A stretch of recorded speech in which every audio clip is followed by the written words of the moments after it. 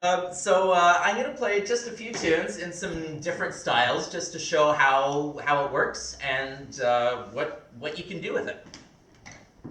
So, of course, it kind of got its start in the classical era, and even though it wasn't really around in the Baroque period when Bach and Handel and those guys were big, but it later on when Mozart started writing for it, it kind of took off and became more popular. So I'm going to play a little bit of Schubert's Ave Maria, and this is what it sounds like on the clarinet.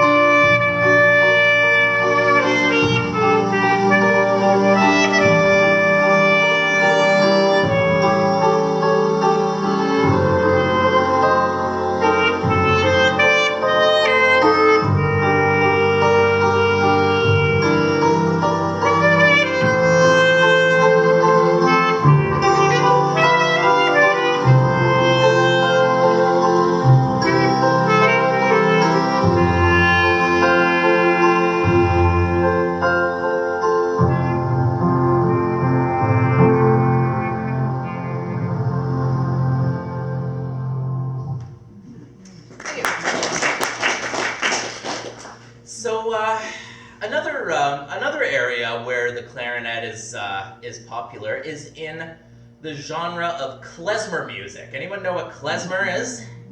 Klezmer is a type of Jewish music, and that kind of speaks to part of my heritage because I'm half Jewish on my mother's side. So it's a type of music that was popular in Eastern Europe, and it's a little bit outside the box, and it uses some different playing techniques that you wouldn't hear in classical music, for instance. One of the fun things that you can do on a clarinet is you can bend notes, and that's when you go something like...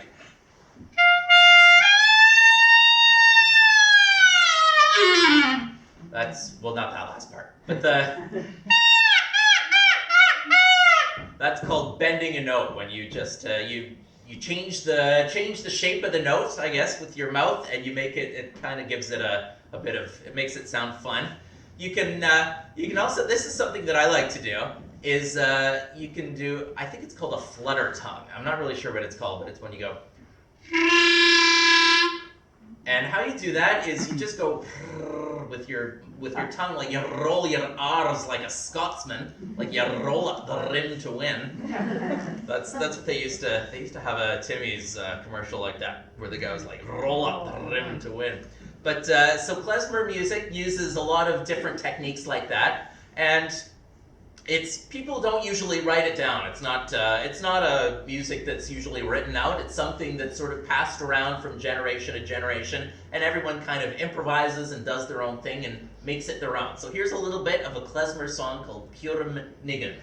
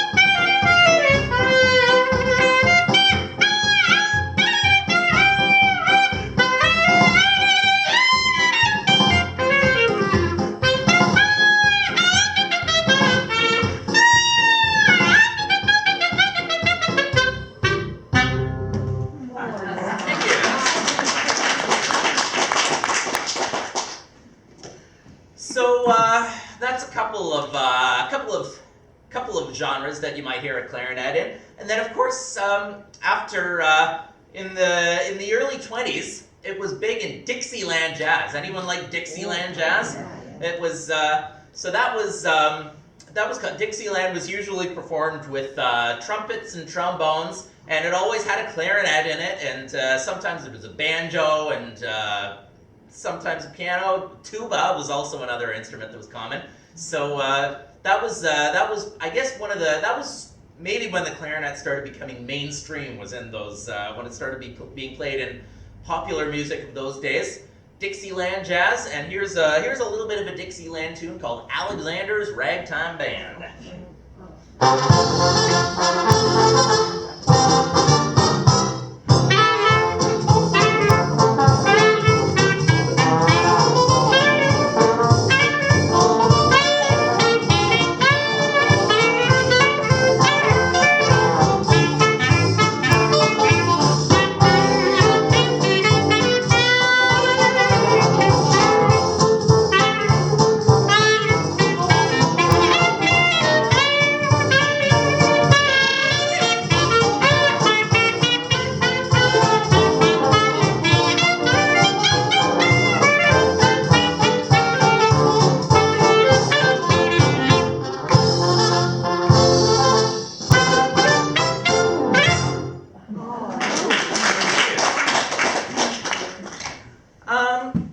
What else have I got on here?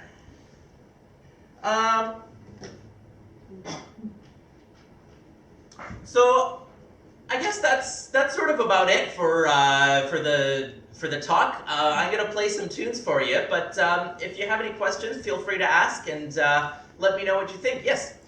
If I would go into the store and buy a good clarinet, how valuable are they? How valuable are they? Well, yes, what do I have to pay for it? Well, you know, all of the clarinets that I have here, I've never actually paid full price for any of them. Okay, that's fine. So these three, I got these from a hawk shop, and I bought the three of them as a set for $500.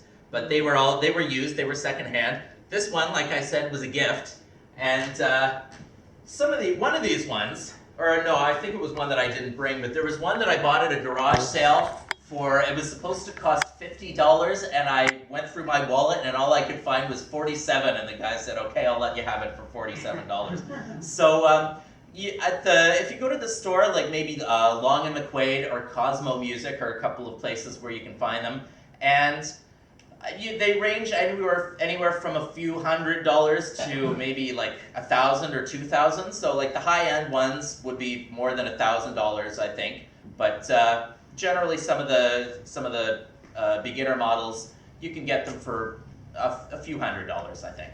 Thank you. Anything else? Yes.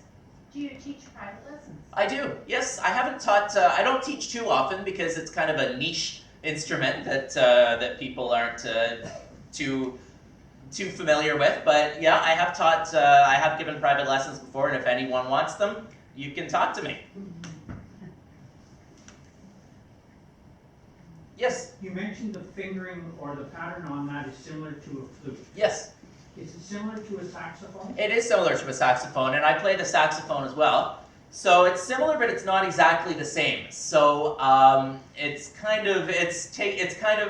They say that if you play clarinet, it makes it a little bit easier to learn saxophone, and that's probably true. But it's not exactly the same fingering. And one of the differences is there's a key on the back here that on the saxophone, when you play that key, it goes up an octave. But on the clarinet, when you press that key, it goes up more than an octave. It goes up like a 12th or something. So that's one of the differences. There is a little. You do have to kind of get used to the different fingerings, but a lot of it is kind of similar. So it's not too far off. Yes. One in the middle, is that a B flat too? Yes, this is a B flat. And that's kind of the most common one that you would find. That's a B flat. This is an A, and this is a C. So most clarinet players would play the B flat, and then the A is a little bit less common, and then the C is not very common, but they do exist because I've got one. So, would you play, like, if you're doing a concert, whatever, would you play a range of all three of them, or would you stick to one? It depends. Most of the time, I would use at least these two, the B flat and the A. If I'm playing a concert that where if I'm playing with other musicians, I would probably use a combination. When I'm playing on my own, when I'm playing with my backing tracks, I don't necessarily need to because I can always adjust the key ahead of time. So with my computer or whatever. So when I do it that way, I just make it easier to play on the one, so I don't have to switch around. But if I'm playing with a band or with other musicians, I usually will bring more than one so that I can go between the two. Yes. If you buy one at a garage sale, how do you know what key it is? Well, you can play it, but it's generally would probably be in the key of B flat because that's the most common one. I guess if it's, well, I don't know. I was gonna say if it's in the key of A, it would usually say, but maybe not if you're buying it at a garage Say sale. where, like anywhere on the instrument or? Just in the, like, I was guessing in the case, but yeah, I don't think it does say it anywhere on the instrument. You'd probably just have to assume that it's in the key of B flat. Yeah. But I mean, if you had one to compare it to, you can see that they are slightly different I wondered sizes. that to see. But what it's small. not that noticeable, so if you don't really know, if you don't have anything to hold it up next to, then you might not know. So just buy one and hope for the best. So I the guess. fingering of the notes are the same in all three? Yeah. Okay. The finger is always the same. It just sounds like it just Yeah. comes out at a different key. Yes. How easy is it to find sheet music in clarinet, in the key of that, how do I express it? Sheet music is normal for a piano in the key of, let's say in the key of C. Yeah. How easy is it to get sheet music that is transposed to the key that the instrument is in? It's I mean, not- yeah. Whether it be in this or a saxophone or anything like that. I know what you mean. Yeah. So it's not really that difficult to find music. If you go to any music store, they would probably have a section of music scores in keys for the specific instruments. And clarinet's also in the same key as a trumpet. So if you get a trumpet music book, that's transferable as well. But if you buy something like piano music, it's not going to come out in the same key. You could still play it on the instrument, but it's not going to come out in the same key. But even online, I think you can probably find lots of music. You just have to do a specific search for clarinet or in the key of B flat or whatever. All right. Well, if anyone's, you can ask me some questions later. But until then, I'm going to play some tunes for you. So this is a tune. If you were here at the couple of weeks ago at the talent show, I played this one, and I'm going to play it again. This is a tune called "Puttin' on the Ritz," and this was written by Irving Berlin, and it was made famous by Fred Astaire and Ginger Rogers. They used to do a dance routine to that, and Fred used to wear a white tie and tails and a top hat because he liked to put on the Ritz.